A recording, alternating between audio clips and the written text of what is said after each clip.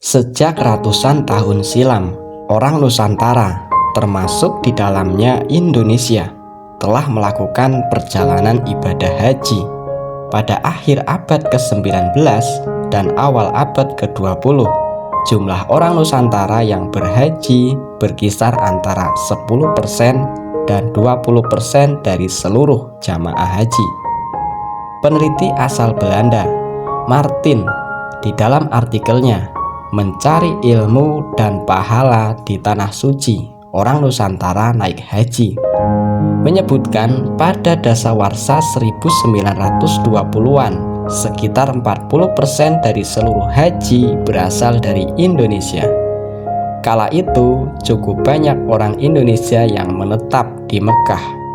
Mereka umumnya sedang menuntut ilmu agama. Sekurang-kurangnya sejak tahun 1860, bahasa Melayu merupakan bahasa kedua di Mekah setelah bahasa Arab. Pada saat itu tidak mudah bagi orang Nusantara untuk berhaji.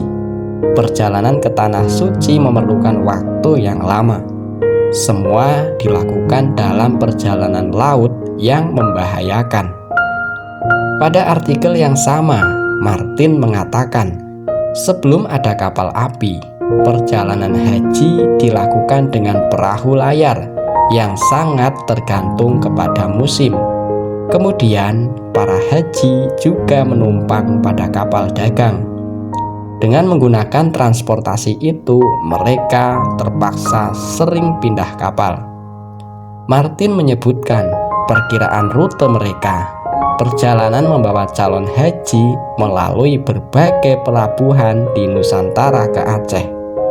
Inilah mengapa pelabuhan terakhir di Indonesia itu diberi julukan Serambi Mekah.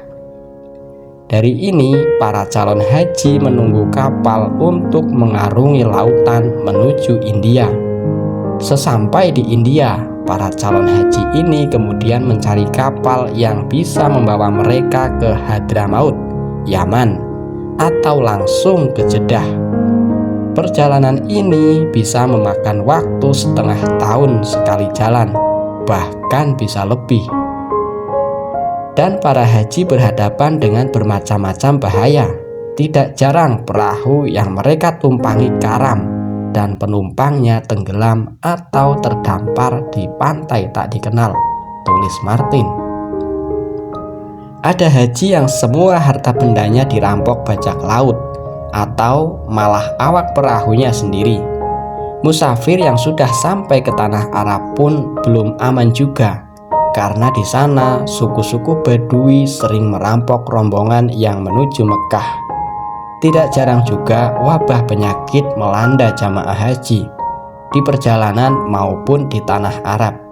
Naik haji pada zaman itu memang bukan persoalan enteng. Dalam catatan sejarah haji abad 18 yang ditulis oleh John Eisenberger dalam disertasinya yang berjudul Indy and the Bedouin Mecca, dituliskan ada sekelompok orang yang tiba ke Batavia usai menunaikan ibadah haji di Mekah. Dalam disertasi itu dilaporkan 10 orang jamaah haji telah kembali ke Hindia Belanda dan tiba di Batavia pada 21 April 1716.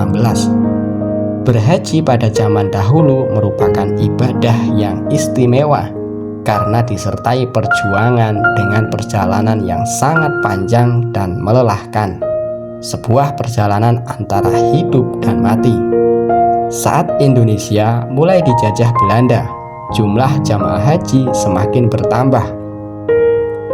Pemerintah Hindia Belanda pun ikut serta memberangkatkan jamaah haji ke Tanah Suci. Namun saat itu pemerintah Hindia Belanda mengurangi jumlah kuota calon jamaah haji sebab mereka khawatir akan muncul pemberontakan. Selain itu, Belanda khawatir akan dampak politis dari ibadah haji sebab kepulangan orang yang telah melaksanakan haji akan mudah diterima, yakni sebagai orang suci, khususnya di Jawa, dan akan lebih didengar oleh penduduk awam. Puluhan ribu jemaah pun diberangkatkan dengan menggunakan kapal-kapal besar. Waktu yang dibutuhkan agar sampai ke Mekah itu berbulan-bulan. Pada saat itu, Nederland, Rotterdam, dan Blue Funnel Line merupakan 3 perusahaan jasa pelayaran yang mengangkut jamaah haji dari Indonesia. Kemudian, setelah Indonesia merdeka, pengurusan keberangkatan haji dialihkan pada pemerintah Indonesia, tepatnya sejak 1948, dan pemerintah pun menyiapkan kapal yang dikhususkan untuk para jemaah, yaitu ditangani oleh PT Arafat. Namun akhirnya perusahaan tersebut tidak bertahan lama karena bangkrut, dan pemerintah menyediakan pesawat terbang pada 1966.